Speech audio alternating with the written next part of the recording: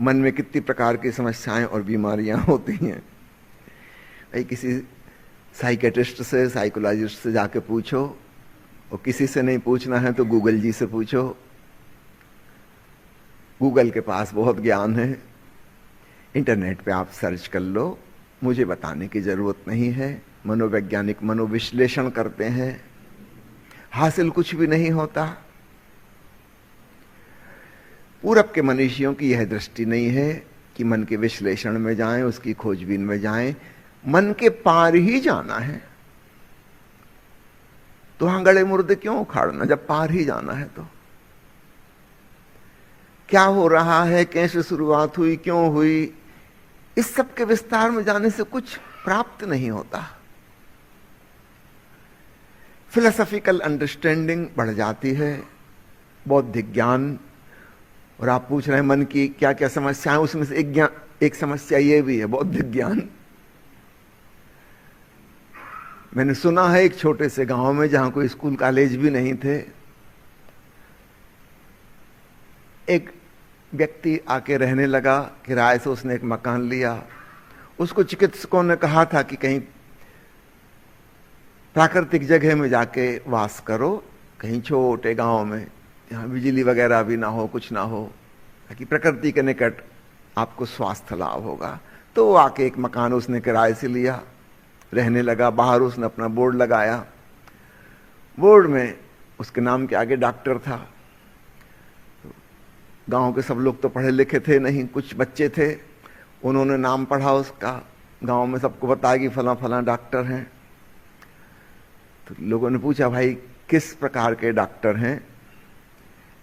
Allopathy वाले हैं, homeopathy वाले हैं, आयुर्वेदिक हैं, यूनानी हैं, एक्यूपंक्चर प्रेशर वाले हैं, वैद्यराज हैं, किस प्रकार के डॉक्टर हैं?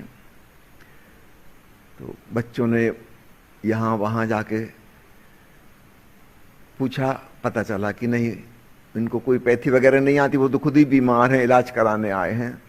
फिर किसी ने पूछा, ये आपने नाम के आगे डॉक्टर लिखा है, किस चीज के डॉक्टर हैं आप? कोई खास मरीज, कोई खास बीमारी, उसके आप डॉक्टर हैं?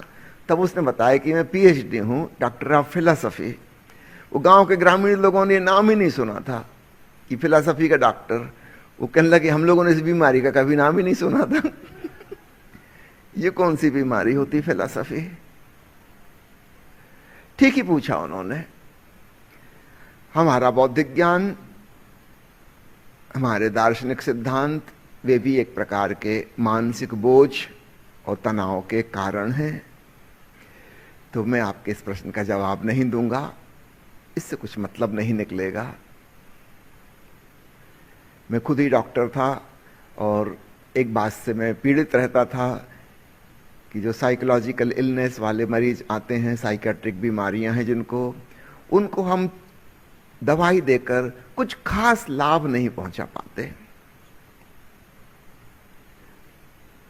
एलोपैथी अन्य मामलों में कितनी इफेक्टिव है, खासकर सर्जरी कितनी प्रभावशाली है, वैक्सीनेशन कितना प्रभावशाली है, हार्मोन रिप्लेसमेंट थेरेपी भांति भांति की थायराइड की, इंसुलिन, लाखों लोगों की जान बचा ली। मानसिक रोग के मामले में एलोपैथी कुछ खास नहीं कर पाती। ज्यादा से ज्यादा इतना ही है कि हमने नींद की गोली देकर सुला दिया, समस्या हल नहीं हुई, समस्या सो रही है, फिर उसकी नींद खुलेगी, फिर जागेगी, फिर मुसीबत वहीं के वहीं रहेगी, कुछ खास होने वाला नहीं।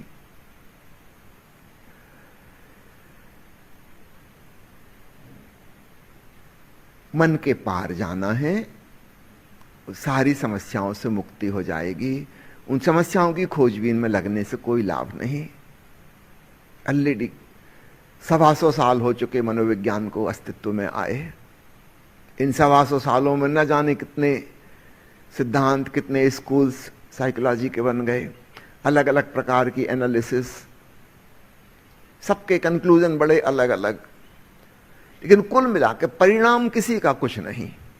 आप पढ़ोगे, सुनोगे तो आप बहुत प्रभावित होगे, लगेगा कि बड़ी काम की चीज है, पर जब आप किसी पे अप्लाई करने जाओगे तब आपको पता चलेगा कि कुछ परिणाम तो आता नहीं। यह एक तथ्य है। मनोविज्ञान 125 साल में बुरी तरह असफल हुआ है, बुरी तरह। लेकिन कोई स्वीकार करने तैयार नहीं, क्योंकि उनको कुछ विकल्प भी समझ में नहीं आता। अगर ये पता भी लग जाए कि बिल्कुल बेकार है, तो सवाल उठता है कि करो क्या। वो डिप्रेशन का मरीज है कि ओसीडी का पेशेंट है, फिर वो करे क्या। यद्यपि इनसे इलाज लेके भी कुछ नहीं हो रहा, मगर कम से कम एक राहत तो रहती है कि कुछ हो रहा है। परिवार वालों को सांत्वना रहती है कि हमने अच्छे से अच्छे डॉक्टर को दिखाया, अच्छा कुछ नहीं हुआ, मगर एक संतोष रहता है कि जो हम कर सकते थे हमने किया। अगर यह बात सार्वजनिक रूप से पता लग जाए कि मनोविज्ञान और साइकेट्रिक एलोपैथी बिल्कुल निष्फल हैं, तो वो संतोष, झूठा संतोष भी छिन जाएगा। सवाल है कि अब करो क्या।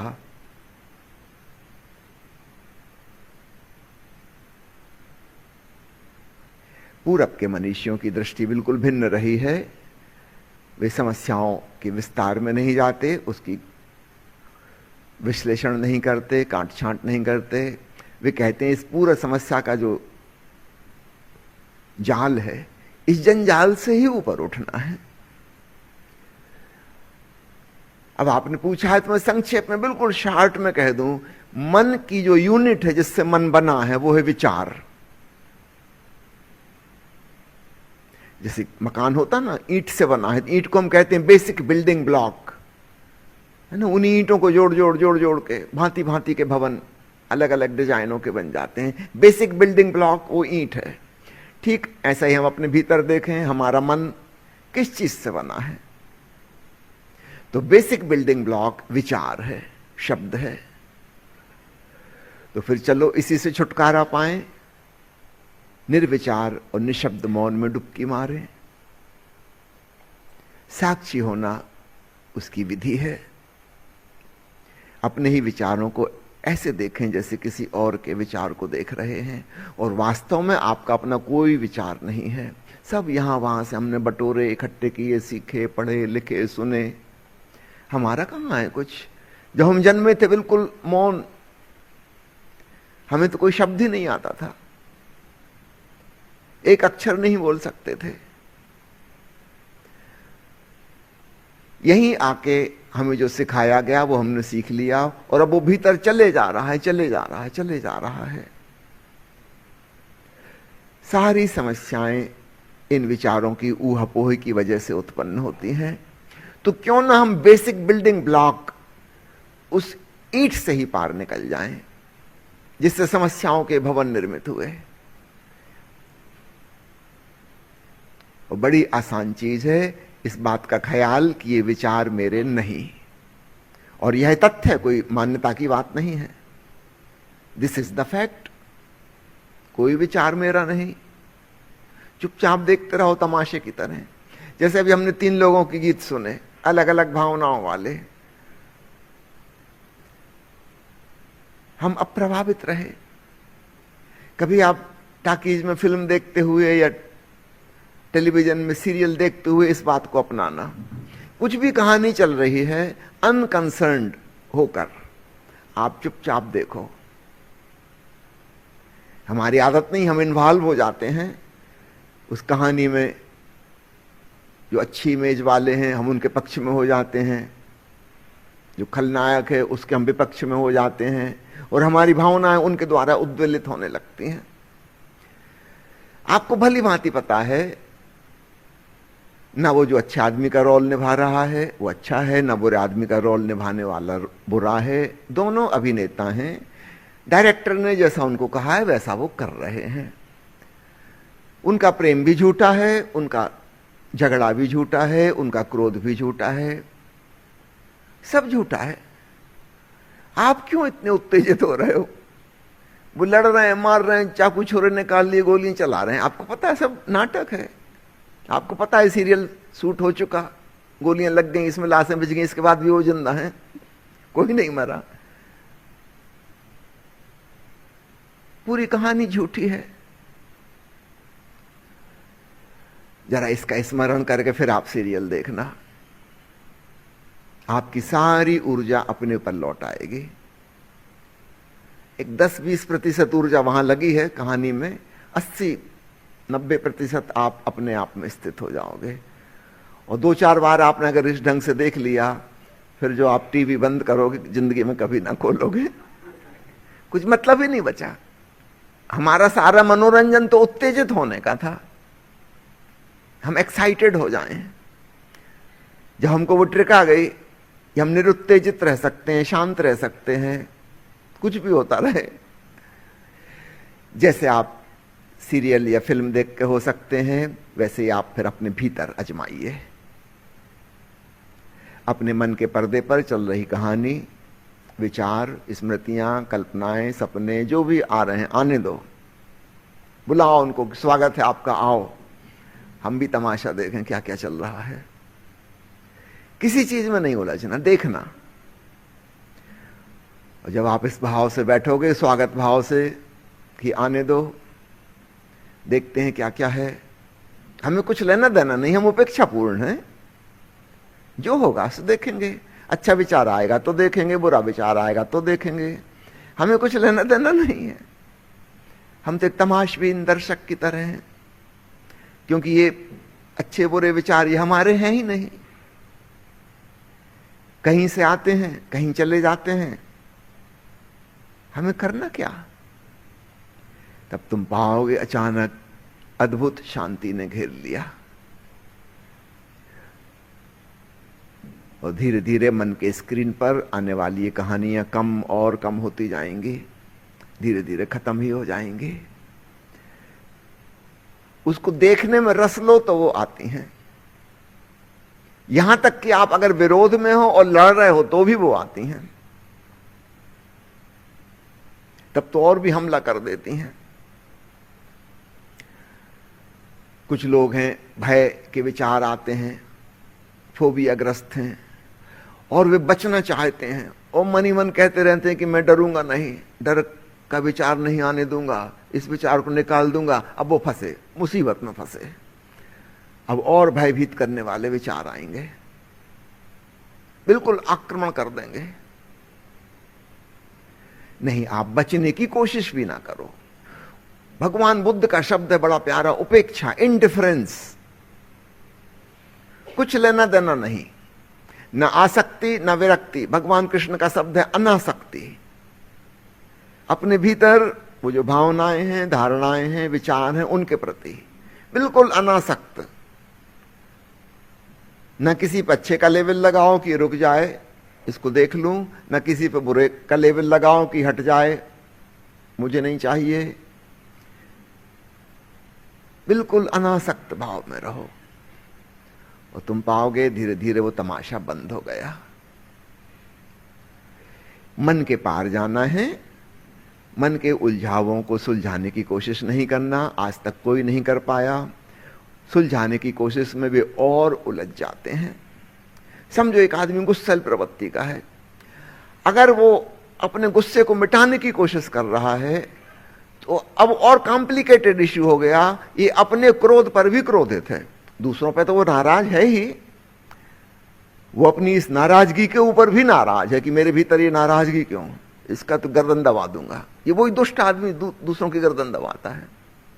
अब ये अपने पीछे पड़ गया, अब ये गुस्से पे गुस्सा है, इससे गुस्सा हल नहीं हुआ, गुस्सा और कॉम्प्लिकेटेड और जटिल हो गया। उपेक्षापूर्ण होना सीखो। साक्षी होने का सूत्र, मन के पार जाने का सूत्र है उपेक्षापूर्ण होना। ना रस लो और ना ही विरस, ना विचारों के रागी बनो ना विरागी बनो, वीतरागी। न उनसे प्रेम न उनसे घृणा, बस इतना जानो कि क्षणभंगुर विचार हैं, अभी आए अभी गए, मुझसे कुछ लेना देना नहीं है। मैं ज्यादा से ज्यादा एक दर्शक हूं, बस आया है चला जाएगा। हटाना भी क्या। भगवान बुद्ध के जीवन की एक कथा मैं बारंबार कहता हूं, हो सकता है आप भी सुन चुके हो, फिर कहना चाहूंगा। बड़ी प्यारी कहानी है। जंगल से गुजरते थे अपने शिष्यों के संग, गर्मी के दिन थे। उन्होंने अपने शिष्य आनंद से कहा कि मुझे बड़ी प्यास लगी है, अभी थोड़ी देर पहले 10 मिनट पहले ही हम एक नदी छोड़ के आए हैं, तुम जाओ और वहां से मेरे लिए पानी लेके आओ। आनंद अपना भिक्षा पात्र लेके गया। तब तक बुद्ध और अन्य लोग वहीं पेड़ के नीचे बैठ गए। 10 मिनट जाने में लगे, 10 मिनट आने में लगे। खाली हाथ लौट आया और उसने कहा कि भगवान, जब मैं वहां गया तो उसके थोड़ी देर पहले ही बैलगाड़ियों और घुड़सवारों का एक दल नदी क्रॉस किया था, तो उनकी वजह से सारा पानी गंदा हो गया। नीचे जमे हुए काई और पत्ते ऊपर आ गए, मिट्टी के कण, रेत के कण, वो पानी पीने योग्य नहीं है, कीचड़ कीचड़ हो गई सब। मैं वापस लौट आया हूं, कहीं और से आपके लिए पानी का इंतजाम करूंगा। बुद्ध ने मुस्कुरा के कहा कि आनंद, मुझे तो उसी नदी का पानी पीना है, तुम फिर से जाओ। गुरु का आदेश। कुछ समझ तो नहीं आई बात की। जब मैंने बता दिया कि वहां का पानी पीने योग्य नहीं है, फिर यह आग्रह क्यों? लेकिन गुरु ने कहा है तो जरूर कोई बात होगी। आनंद फिर गया। अब 20 मिनट तो गुजर ही चुके थे आने जाने में। वहां पहुंचा, देखा काफी कुछ पानी साफ हो चुका है। इस बीच में बहुत से रेत के कण, धूल के कण बैठ गए, कुछ जल प्रवाह में बह गए। वो कुछ सूखे पत्ते और सड़े गले पत्ते नीचे से ऊपर आ गए थे, उनमें से वे अधिकांश जा चुके थे। आनंद ने सोचा 2-4 मिनट और इंतजार कर लूं तो बिल्कुल साफ पानी हो जाएगा, क्योंकि पीछे से निरंतर नया पानी आ रहा है। ठीक वैसा ही हुआ। चंद मिनट बाद उसने अपना जल पात्र भरा, लेकर आया। भगवान ने देखा, वो मुस्कुराए, कहा कि अरे यह तो बड़ा स्वच्छ जल है, तुम कह रहे थे पीने योग्य नहीं। आनंद ने कहा कि वो उस समय की बात है, बाद में साफ हो गया। बुद्ध ने पूछा, तुमने साफ कैसे किया? क्या तुम नदी में कूद गए और तुमने पत्तों को नीचे बिठा ला और रेते कणों को धक्का मारा? क्या क्या कौन सी तरकीब अपनाई? आनंद कहने लगा, भगवान आप क्यों मजाक करते हैं? यदि मैं नदी में कूद कर साफ करने की कोशिश करता तो मेरी उछल कूद से और गंदा हो जाता पानी। तो बुद्ध ने किया, फिर तुमने चमत्कार किया कैसे? आनंद ने कहा, मैं किनारे बैठ गया, पानी अपने आप ही साफ हो गया। थोड़ा इंतजार करना पड़ा बस। अब बुद्ध मुस्कुराए और उन्होंने कहा, आनंद मैंने तुम्हें यही सबक सीखने भेजा था। जो समझदारी तुमने नदी के पानी के संग की, वही अपने मन के संग क्यों नहीं करते? मैं देखता हूं तुम मन के विचारों के प्रवाह में, कामनाओं की कीचड़ में कूद कूद जाते हो, धक्का मारने की कोशिश करते हो, नीचे बिठाने की कोशिश करते हो। जैसे तुम वहां किनारे बैठे थे, ठीक ऐसे ही यह विचारों का प्रवाह चल रहा है भीतर। तुम तट पर बैठ जाओ, इसी को तटस्थ होना कहते हैं। यह है उपेक्षा। चुपचाप देखो, थोड़ा सा धीरज रखना होगा और तुम पाओगे मन तुम्हारा निर्मल हो गया। अक्सर ऐसा होता है, तथाकथित साधु सन्यासी महात्मा साधारण संसारी से भी अधिक गंदे मन वाले हो जाते हैं। उसका कारण समझना, वो नदी में कूद के साफ करने की कोशिश कर रहे हैं। कई बार लोग मुझसे पूछते हैं कि आए दिन महात्माओं के पाखंड उजागर होते हैं, ये तो साधारण लोगों से भी गए बीते हैं, ऐसा क्यों होता है? इसके पीछे का विज्ञान समझना। वो मन को साफ करने की कोशिश कर रहे थे, वहां गलती हो गई। परिणाम स्वरूप उनका मन और भी गंदा हो गया। यह गलती सदियों सदियों से होती चली आ रही है। उस बेचारे महात्मा का दोष नहीं है जिसे तुमने जेल भेज दिया, ये पूरी परंपरा का दोष है। उसका व्यक्तिगत दोष नहीं, उसको तो पता नहीं वो किस मुसीबत में फंस गया, कैसे फंस गया। हजारों साल की परंपरा यही सिखा रही है कि अपने मन से लड़ो, इस चीज को निकाल बाहर करो, उसको निकाल बाहर करो, ये नहीं होना चाहिए, वो नहीं होना चाहिए, ऐसा आदर्श तुम्हें होना चाहिए। वो बेचारा भी एक साधारण बुद्धि का आदमी था, वो बातों में आ गया। इस प्रकार की कोशिश करते करते उसका जीवन नरक बन गया, वो पाखंडी हो गया। जिस आदर्श की महिमा गाई जा रही थी वो भी वैसा दिखने की कोशिश करने लगा, और तब उसके भीतर के विकार और भी विकराल रूप ले लिए। तो निजी रूप से, व्यक्तिगत रूप से वह दोषी नहीं है, वह अपराधी नहीं है। धर्म की शिक्षा के नाम पर हजारों साल से जो चल रहा है वह गलत है। इसलिए हम कितने ही बाबाओं को पकड़ पकड़ के जेल भेज दें, उससे कुछ मामला सुलझेगा नहीं, वो नए बाबा फिर आ जाएंगे, क्योंकि दोष उसका नहीं है। वो जो शिक्षा दी जा रही है धर्म के नाम पे वो गलत है, उसका यही दुष्परिणाम होगा। इस बात को समझें। तो मन की समस्याओं में नहीं उलझना है, चुपचाप उपेक्षापूर्ण तटस्थ हो जाना है और अपने कूटस्थ चैतन्य को जान लेना है।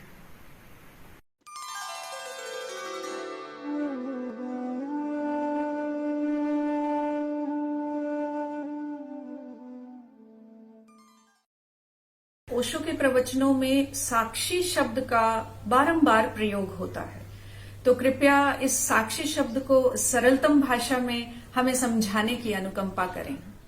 साक्षी भाव का ठीक वही अर्थ है जैसे कोर्ट कचहरी में हम एक शब्द उपयोग करते हैं ना, साक्षी, विटनेस। एक आदमी अपने खिड़की पे या बरामदे में से देख रहा था ऊपर से, और नीचे कोई घटना घटी, कोई एक्सीडेंट हुआ या किसी ने किसी का मर्डर कर दिया। इस व्यक्ति का कोई लेना देना नहीं है, न मर्डर करने वाले से न जिसका मर्डर हुआ उससे। यह निष्पक्ष है। कचहरी में हम इसको साक्ष्य कहेंगे।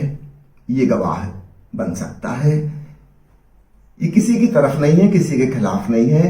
जो इसने देखा है ये वैसा ही बता रहा है।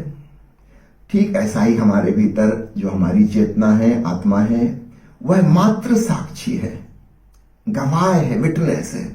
बाहर दुनिया में जो हो रहा है और भीतर की दुनिया में जो हो रहा है, एक तो बाहर का जगत है, एक अंतर जगत है, हमारे मन का, भावनाओं का, विचारों का, सपनों का, कल्पनाओं का जगत। हमारा शरीर है, हमारा हृदय है, इसमें बहुत कुछ हो रहा है। इनको भी वह ऐसे देखता है जैसे किसी और को देख रहा हो। एक दूरी निर्मित हो जाती है। सामान्य व्यक्ति अपने तन मन से तादात्म्य करके बैठा है, चिपक गया, जुड़ गया। वो समझता है ये शरीर ही मैं हूं, ये मन ही मैं हूं, ये हृदय की भावनाएं मैं हूं, यह अहंकार मैं हूं।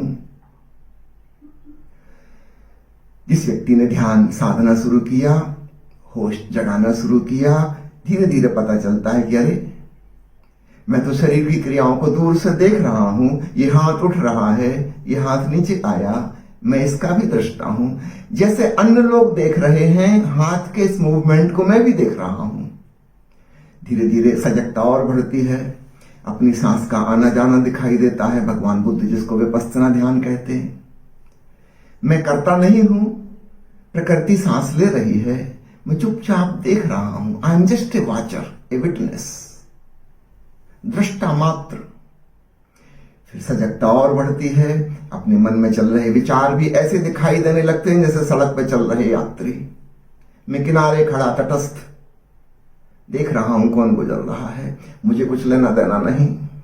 ना मैं किसी विचार को रोक रहा कि अच्छा विचार है थोड़ी देर रुक जाए, और न किसी को हटा रहा कि बुरा विचार है जल्दी आगे निकले। मुझे कुछ लेना देना नहीं, चुपचाप देख रहा हूं क्या घट रहा है। जब सजगता और बढ़ती है, हमारा साक्षी भाव हृदय की भावनाओं के प्रति लग जाता है। वे बहुत सूक्ष्म है। शरीर की क्रियाएं बहुत स्थूल हैं, बाहर हैं। श्वास मध्य में है, ना बहुत स्थूल ना बहुत सूक्ष्म। मन के विचार सूक्ष्म है, भावनाएं अत्यंत सूक्ष्म है। बहुत सजग व्यक्ति ही उनका निरीक्षण कर पाता है कि एक प्रेम की भावना आई, चली गई, ये क्रोध आया, चला गया, करुणा आ गई, वो भी चली गई। चुपचाप देखता रहता है। धीरे धीरे धीरे एक मनातीत और भावातीत अवस्था, जहां ना कोई विचार है, ना कहीं कोई भाव है, बस मैं हूं, साक्षी मात्र। एक ऐसी अवस्था उपलब्ध होती है जहां दृश्य विलीन हो गए, मात्र दृष्टा चैतन्य ही रह गया। The witnessing consciousness alone. ऐसा समझें कि दर्पण खाली हो गया, अब कोई प्रतिबिंब नहीं बन रहा। तो हमारी सामान्य अवस्था यह है कि दर्पण के सामने से जो गुजरता है हम उसी के साथ अटैच्ड हो जाते हैं। कभी बचपन था तब व्यक्ति कहता है कि मैं बच्चा हूं, किशोर अवस्था आ गई, वो कहता है मैं टीनेजर हूं, युवावस्था आ गई, वो कहता है मैं जवान हूं, फिर प्रौढ़ावस्था आ गई, वृद्धावस्था आ गई, कहता मैं बूढ़ा हो गया। कहना यह चाहिए कि मैं साक्षी हूं, शरीर का बचपन है, अभी शरीर की अवस्थाएं बदलेंगी, मैं साक्षी हूं। मैं बीमार हूं ऐसा नहीं कहना चाहिए, शरीर बीमार है, मैं इसको जानने वाला हूं। अब शरीर स्वस्थ हो गया, मैं इसको जान रहा हूं। शरीर को भूख लगी है, मैं जान रहा हूं। खाना खा लिया, भूख मिट गई, शरीर तृप्त हो गया, मैं इस बात को भी जान रहा हूं। मैं सदैव जानने वाला हूं। I am the knower, not the known. मैं ज्ञाता हूं, ज्ञेय नहीं। वह ज्ञाता भाव ही साक्षी भाव है। और जब हम कहते हैं ज्ञाता में स्थित हो जाने से सारी दुनिया बदल जाती है, यहां एक तो अपने भीतर की दुनिया की बात है, वो जो अंतर जगत है, इनर वर्ल्ड, मानसिक जगत, वह अचानक चेंज हो जाता है सिर्फ निरीक्षण मात्र से। जब मैं निरीक्षण कर रहा हूं मेरे भीतर की भावना का, तो शुरुआत में तो पता चलता है कि ये क्रोध आया, क्रोध के धुआं आच्छादित हो गया, मेरा मन इरिटेट हो रहा है, अब क्रोध का धुआं विलीन हो गया, पुनः शांत हो गया। लेकिन जब जागरूकता बढ़ने लगती है, क्रोध आते से इतनी सजगता आ जाती है, फिर क्रोध आता ही नहीं। वो जो सब तरफ धुआं धुआं हो गया था वो हो ही नहीं पाता, हम पहले ही सजग हो गए। और सजगता आ जाने पर फिर ऐसा हो जाता है कि क्रोध पास फटकता ही नहीं। हम पहले से इतने सतर्क हैं, वो आ ही नहीं सकता। इस सजगता में, इस जागरूकता की रोशनी में अंधेरा पास नहीं आ सकता। अंधेरे की कोई औकात नहीं, वो तो बेहोशी में आता था। धीरे धीरे धीरे भीतर की सारी दुनिया बदल जाती। यद्यपि हमने बदलने के लिए कुछ नहीं किया, हम क्रोध से लड़े नहीं, हम तो केवल जागरूकता का प्रकाश बढ़ाते गए, साक्षी भाव में रमते गए। जो जो नेगेटिव था वह सब गायब हो गया, क्योंकि वो अंधेरे के समान है। अहंकार गायब हो गया, क्रोध गायब हो गया, मोह, लोभ, ईर्ष्या, द्वेष, जो जो नकारात्मक चीजें थी सब गायब हो गई। हमने उनके साथ कुछ भी नहीं किया, कोई हस्तक्षेप न किया, वे खुद ही विलीन हो गई। तो साक्षी भाव से भीतर की दुनिया बदल जाती है, एक अर्थ तो ये। अब दूसरा पक्ष समझिए, जब भीतर की दुनिया बदल गई, हमारी दृष्टि बदल गई, हमारी भावना बदल गई, हमारे विचार, हम शून्य मन से, शून्य आंखों से जगत को निहार रहे हैं, तब हमारे लिए सृष्टि भी बदल गई। एक पुरानी कहावत है ना, जैसी दृष्टि वैसी सृष्टि। जब मैं गुस्से में देख रहा था तो सामने वाले में मुझे बहुत बुराइयां नजर आ रही थी। जब मैं प्रेम से भर के देख रहा था, सामने वाले में बहुत गुण नजर आ रहे थे। दोनों ही बार मैंने धोखा खाया। अगर मैं हरा रंग का चश्मा लगा के देखूंगा तो सब कुछ हरा नजर आएगा, और लाल रंग का चश्मा लगा के देखूंगा सब कुछ लाल नजर आएगा। ना तो सब कुछ हरा है, ना सब कुछ लाल है। पहली बार जब हमने सब चश्मे उतार कर रख दिए, निर्विचार, भावातीत, शून्य चैतन्य साक्षी भाव से जगत को देखा, आश्चर्य, सारी सृष्टि रूपांतरित नजर आती है। ऐसा नहीं कि रूपांतरण हो गया, वो तो सदा से वैसी थी, हम चश्मा लगा के देख रहे थे। अब हमने चश्मा छोड़ दिया, तो सारी दुनिया बदली हुई नजर आएगी। बदल नहीं गई, लेकिन बदली हुई नजर आएगी हमको। हम अपने अतीत से तुलना करेंगे, हम हैरान होंगे। क्या आश्चर्य की बात है। मैं हिंदू घर में पैदा हुआ था और एक मुसलमान को मैं जिस दृष्टि से पहले देखता था, अपने अंधविश्वासों के चश्मे से, अपनी पूर्व मान्यताओं से, पूर्वाग्रहों से, प्रीजुडिस से, अब जब मेरा मन बिल्कुल शांत निर्विचार है, कोई धारणा नहीं, कोई अंधविश्वास नहीं, आज उसी मुसलमान के पास में बैठा हूं, ना मुझे लग रहा है कि मैं हिंदू हूं, ना लग रहा है वो मुसलमान है। मैं भी एक इंसान हूं, वो भी एक इंसान है। सब कुछ बदल गया। यद्यपि बदला कुछ नहीं, वो व्यक्ति वैसा ही जैसा था। मेरे देखने का नजरिया बदल गया और इसलिए जैसी दृष्टि वैसी सृष्टि हो गई। तो ओशो का कहना कि साक्षी भाव में रमने से दुनिया बदल जाती है। पहले एक आंतरिक रूपांतरण होता है, हमारी दृष्टि का परिवर्तन होता है। भगवान बुद्ध जिसे कहते हैं सम्यक दृष्टि, वह उत्पन्न होती है और निश्चित रूप से ऐसी दृष्टि में सारी सृष्टि, बाहर की भी सारी दुनिया बदल जाती है। ठीक है जी। तो साक्षी भाव बदलाव का और ध्यान में जाने का मतलब एक चरणबद्ध तरीका है जिससे हम ध्यान को प्राप्त कर सकते हैं। सच पूछो तो साक्षी भाव और ध्यान को हम पर्यायवाची कह सकते हैं, सिनोनिमस है ना।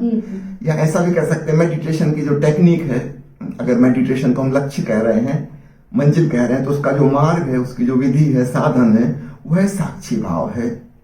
जागरूकता को बढ़ाना और निर्लिप्त होकर बिना अटैचमेंट के अपने आप का निरीक्षण। तो निश्चित रूप से शुरुआत तो हम बाहर से करेंगे, वहां से आसान है। फिर अपनी देह पर आएंगे, सांस पर आएंगे, क्रमशः अपने मन और भावनाओं पर जाएंगे। सबसे भीतर फिर एक और घटना घटती है, जहां अनाहत नाद सुनाई देता है। भीतर एक सूक्ष्म आलोक दिखाई देता है, उसको भी साक्षी भाव से देखें। उस अनहद संगीत को भी साक्षी भाव से सुने। वो बहुत सूक्ष्म है। विचारों भावना तो कुछ भी नहीं, उनसे बहुत ज्यादा सूक्ष्म, बहुत बारीक।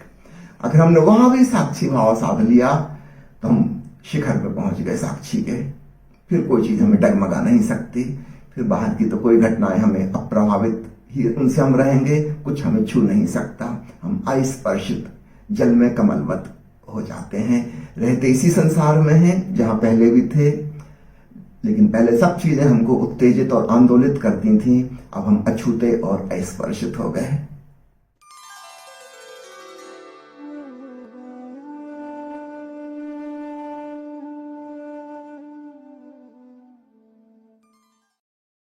तू सब का एक दृष्टा है और सदा सचमुच मुक्त है।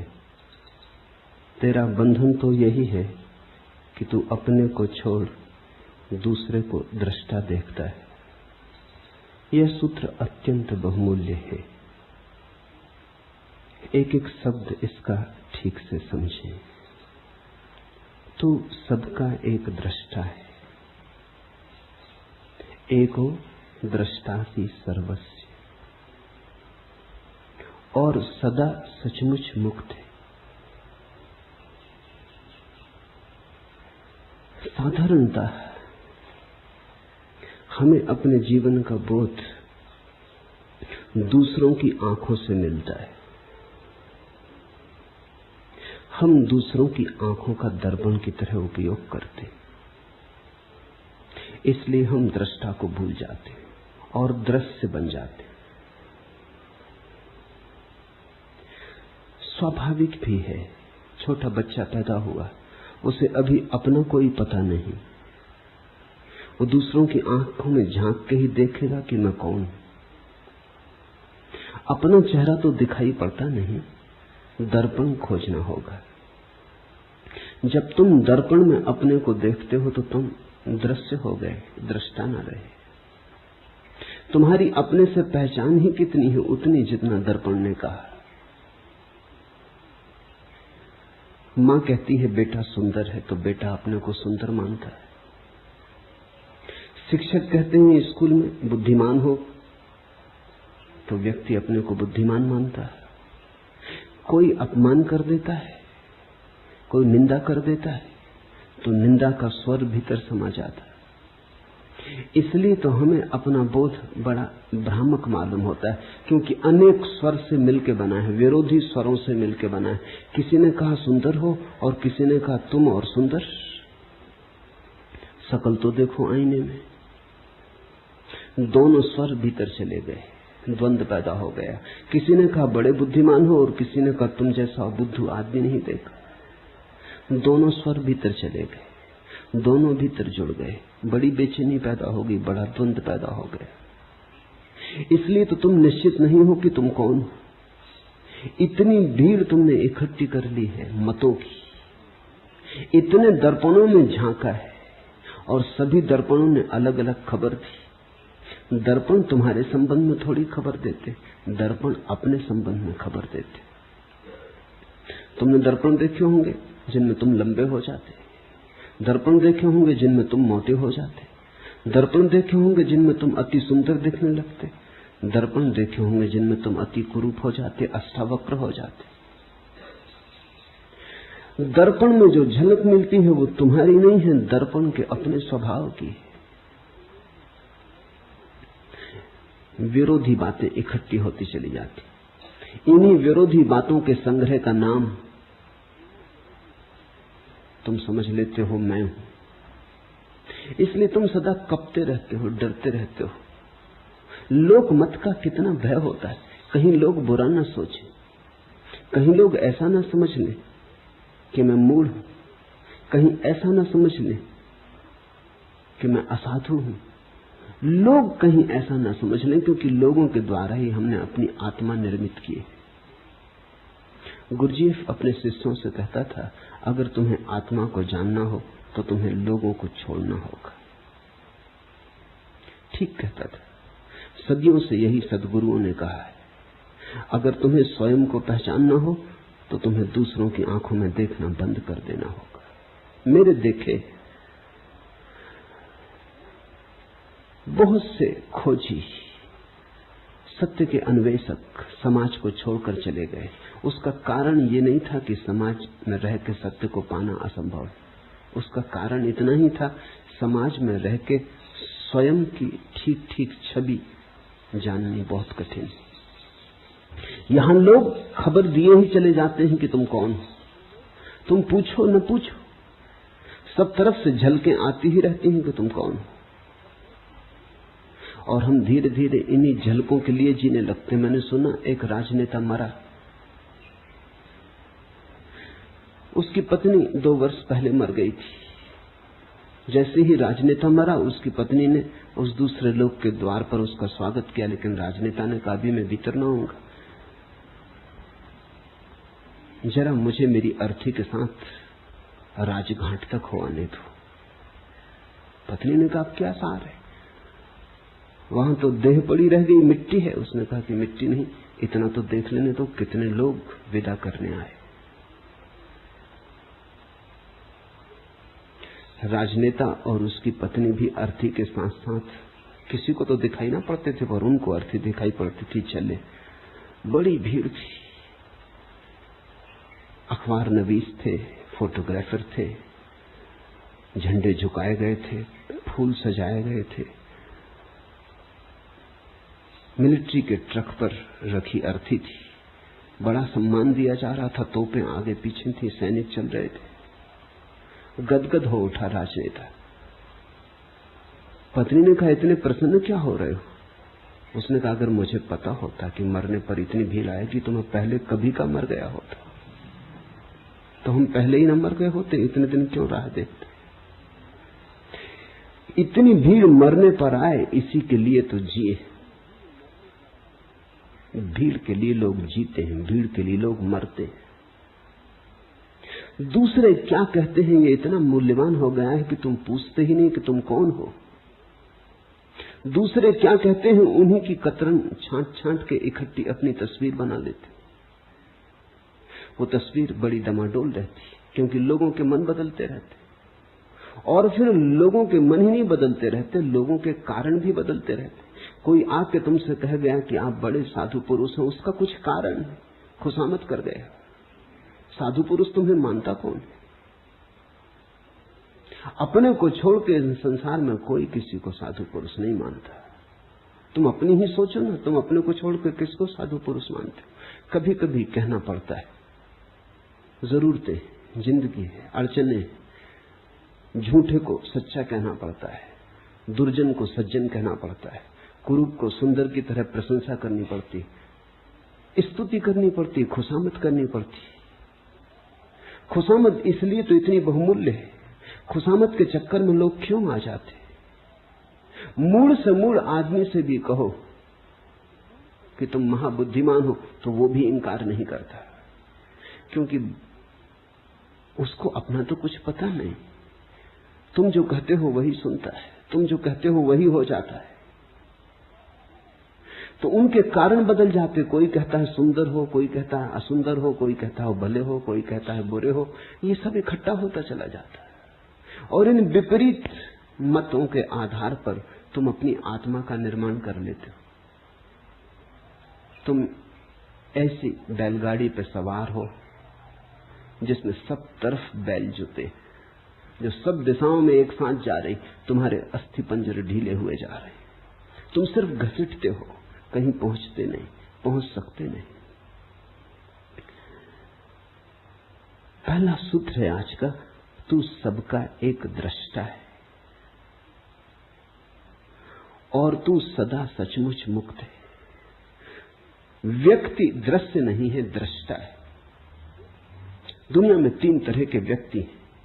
वे जो दृश्य बन गए, वे सबसे ज्यादा अंधेरे में।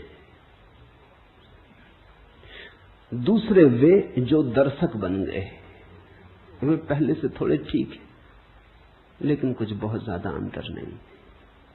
तीसरे वे जो दृष्टा बन गए। तीनों को अलग अलग समझ लेना जरूरी है। जब तुम दृश्य बन जाते हो तो तुम वस्तु हो गए, तुमने आत्मा खो दी। इसलिए राजनेता में आत्मा को पाना मुश्किल है, अभिनेता में आत्मा को पाना मुश्किल है। वो दृश्य बन गया है, वो दृश्य बनने के लिए ही जीता है। उसकी सारी कोशिश ये है कि मैं लोगों को भला कैसे लगूं, सुंदर कैसे लगूं, श्रेष्ठ कैसे लगूं। श्रेष्ठ होने की चेष्टा नहीं है, श्रेष्ठ लगने की चेष्टा है। कैसे श्रेष्ठ दिखाई पड़ूं। तो जो दृश्य बन रहा है वो पाखंडी हो जाता है। वो ऊपर से मुखौटे ओढ़ लेता है, ऊपर से सब आयोजन कर लेता है, भीतर सड़ता जाता है।